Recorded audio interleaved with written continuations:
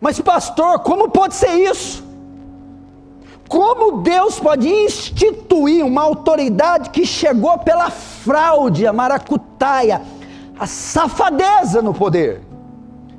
Irmãos, escute isso aqui, isso tem a ver com a soberania de Deus. Inscreva-se em nosso canal e seja abençoado diariamente com trechos de pregações. Irmãos, em razão do resultado das eleições que você acabou de saber, né? Caso alguém esteja me ouvindo agora, você já sabe que o presidente eleito foi o candidato do PT. Em razão desse momento histórico que a nação brasileira vive, você viu uma disputa acirrada durante todos esses meses. Aliás, você vem vendo o que vem acontecendo desde as anulações das sentenças, da Lava Jato, da censura na mídia, tudo isso. Em razão de tudo isso, é necessário nós irmos para as Escrituras e vermos o que ela tem a dizer sobre a política, o que ela tem a dizer sobre a igreja, o papel da igreja, a posição da igreja diante dos governantes, dos magistrados, dos políticos, e o que a igreja deve fazer, qual deve ser a posição dela agora com o novo presidente da República, que é uma autoridade também governamental, civil. E para isso não existe melhor texto em toda a Bíblia trata disso, a Bíblia não se cala quanto à política, quanto à relação da igreja com o Estado, da igreja do cristão com a política.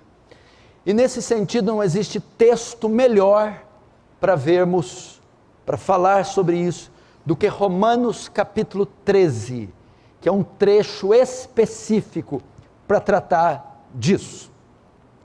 Preste muita atenção, apesar de eu ter te dado essa notícia bombástica, eu quero que você não se desespere, não perca o controle nem o equilíbrio. Pode ser uma demonstração de incredulidade, de falta de fé, ou dizer que Deus não sabe o que Ele está fazendo. No primeiro século da era cristã, no primeiro século, quando essa carta foi escrita, existiam formas de governo ali, dentro do Império Romano, que era o governo mundial vigente, mais poderoso. E haviam hierarquias de governo, de poder dentro desse governo, como imperadores, senadores, governadores, prefeitos, juízes, magistrados e até nas forças armadas, os centuriões. Era assim que eles dividiam as patentes, as hierarquias de governo, de poder civil. E os cristãos da época de Paulo tinham muitas dúvidas quanto a obedecerem a essas autoridades romanas, visto que se tratava de autoridades pagãs, imorais, corruptas, cruéis. Então, quando eles viam todos esses magistrados romanos, essas hierarquias, eles tinham dúvidas. Temos mesmo que nos sujeitar e obedecer César, um homem tirano como esse?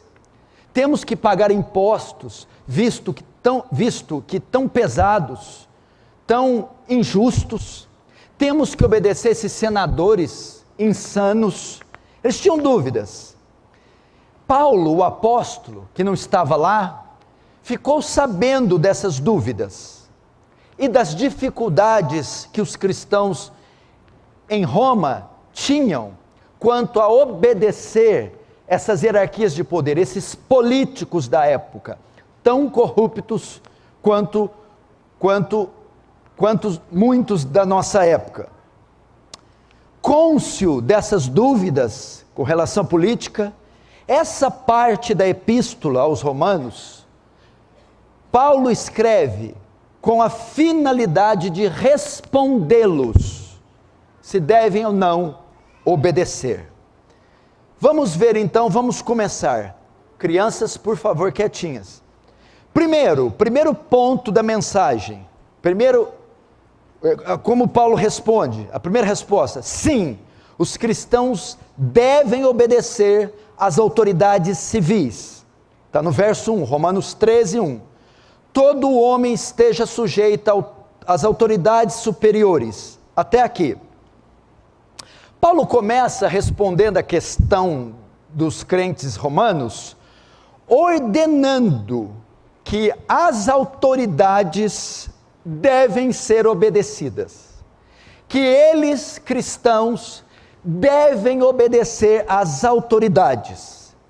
E que autoridades são essas que Paulo se refere? Está se referindo às autoridades civis, não são as religiosas. Não é isso que está tratando, são autoridades civis, ou seja, juízes, magistrados, governadores, homens investidos de autoridade civil, que trazendo para os nossos dias seriam vereadores, seriam deputados, prefeitos, senadores, governadores, presidente da república, juízes, pessoas investidas de autoridade civil. Então Paulo ordena que estas autoridades devem ser obedecidas. E para quem Paulo estende essa ordem? Essa ordem alcança qual classe da população? O verso 1 diz: todo homem esteja sujeito às autoridades. Todos os homens, todas as classes de homens, todas as categorias, todos os cidadãos. Portanto, a obediência às autoridades civis envolve também os cristãos. Os cristãos devem obedecer às leis, devem obedecer à Constituição, devem obedecer os magistrados. E o texto diz: todo homem esteja sujeito às autoridades. O que significa esse termo, estar sujeito? Os cristãos, então, têm que estar sujeitos às hierarquias de governo. Estar sujeito significa que nós devemos acatar as suas ordens, obedecer às leis que eles sancionam, prescrevem, que devemos respeitar a pessoa das autoridades, respeitá-los como magistrados, como juízes, como líderes, e que devemos honrar suas posições, tratá-los com honra. Então, estar sujeito envolve acatar ordens, obedecer leis, respeitar e pagar os impostos que eles impõem, que eles decretam. Isso é o nosso dever. Então, para este homem que foi eleito aqui, que acabou de ser eleito, Paulo dá essa ordem para nós, não só ele, mas tudo que vem abaixo, mas vou colocar porque está em evidência, que devemos acatar suas ordens, obedecer suas leis, honrar e respeitar a posição de chefe do executivo, ou todas as outras hierarquias. Então, devemos fazer isso. Ele tira a primeira dúvida dizendo: é Nero? É Nero, ok. É um senador louco? É um senador louco. É um centurião corrupto? É um centurião corrupto. É um povo pagão, idólatra e imoral? É. Devemos obedecer, Paulo? Paulo, sim, vocês devem obedecer. Agora Paulo, que não vai só socar isso na goela abaixo, vai dar os motivos por que os cristãos romanos devem se sujeitar, honrar, respeitar as autoridades civis. Posteriormente, vai dar a nós os motivos por que temos que obedecer esse tipo de gente, visto que são extremamente imperfeitos. Primeiro, Paulo dá alguns motivos. O primeiro é porque são autoridades superiores, conforme o verso 1. Olha só: todo homem esteja sujeito às autoridades superiores. Que é isso? Por que vocês devem obedecer eles? Por causa da patente que possuem, por causa da autoridade que está sobre eles, por causa da posição, eles são superiores. A posição que um juiz, que um delegado, que um deputado, que um senador, que o judiciário, legislativo e o executivo ocupa, é superior ao nosso. O que Paulo está dizendo aqui é que estes homens, deputados e senadores, não são superiores no sentido moral. Eles não são melhores do que nós. Não é isso. São pessoas melhores do que nós. Não é superioridade nesse sentido. Mas eles foram colocados em uma posição de governo dentro da sociedade que é superior a nós. É igual numa empresa, tem o dono, o chefe, o gerente e assim por diante. Há uma hierarquia, e você tem que obedecer o patrão, por quê? O dono, por quê?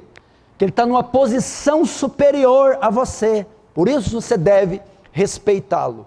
Estes homens estão numa posição superior à nossa. Esse é o primeiro motivo que Paulo dá para nós obedecermos. O segundo motivo que ele dá, e um motivo muito forte, por que devemos obedecer, é porque todo governante foi colocado, onde foi colocado? Por Deus. Toda autoridade ocupa o cargo que ocupa, seja ele qual for, e foi por Deus colocado lá. Veja no verso 1 ainda, no 1, todo homem esteja sujeito às autoridades superiores, porque não há autoridade que não proceda de Deus, ok? Ele está dizendo aqui que o Senhor, é o Senhor, que em sua onisciência, e que em seus decretos, por sua vontade, coloca os governadores nas suas posições, levanta essas autoridades, é Deus quem as coloca. Ele falou, o meu ungido Ciro, pagão, ímpio, Deus colocou ungido Ciro. E esse mesmo Senhor é aquele que remove esses homens da sua posição, como está em Daniel, ele coloca reis e remove reis, é ele que põe, entendeu, irmãos? Agora o modo que Deus faz isso, é misterioso, nós não entendemos, igual o resultado dessas eleições. Alguém esperava isso? Alguém queria isso? Depois de tudo que foi provado, depois de todos os escândalos, depois do perfil, da estrutura do indivíduo que ganhou, depois do que o Brasil viu e assistiu, está lá ele de novo no poder. Deus faz isso de forma misteriosa. Muitas vezes nós não sabemos, nem entendemos por que Deus levanta um ímpio, levanta um sujeito mau, corrupto para governar. E muitas vezes levanta homens que causam males à igreja.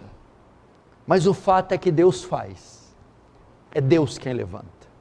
Porque se não fosse Deus, o trono do Brasil, Planalto, ou o trono da Rússia, ou o trono dos Estados Unidos, estaria acima do trono de Deus. E eles decidiriam por eles mesmos. Não. O trono de Deus está acima. E é Deus que escolhe. Então esse é o segundo argumento que Deus está dizendo. Vocês vão ter que obedecer. Vocês vão ter que se sujeitar a esse governo. Por quê? Primeiro, porque ele é superior. Segundo, porque foi Deus que pôs lá. Entendeu, irmãos? O que deve ficar claro para vocês é que os governantes, quer sejam bons, quer sejam ruins, eles vêm de Deus. E segundo a Bíblia, o governo de Deus está acima do governo humano. Por isso, nós temos que obedecer. Foi Deus quem delegou a estes homens o poder de estar onde estão. Terceiro motivo que Paulo apresenta, por que nós devemos obedecer às autoridades civis.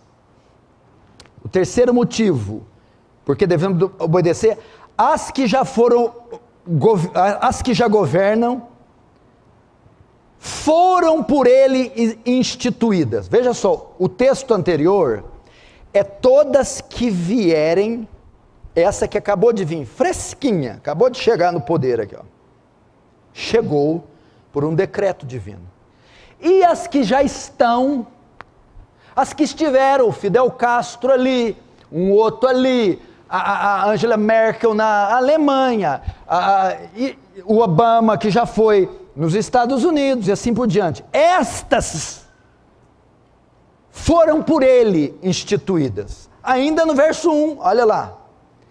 Todo homem esteja sujeito às autoridades superiores, porque na autoridade que não proceda de Deus, é as que vão vir.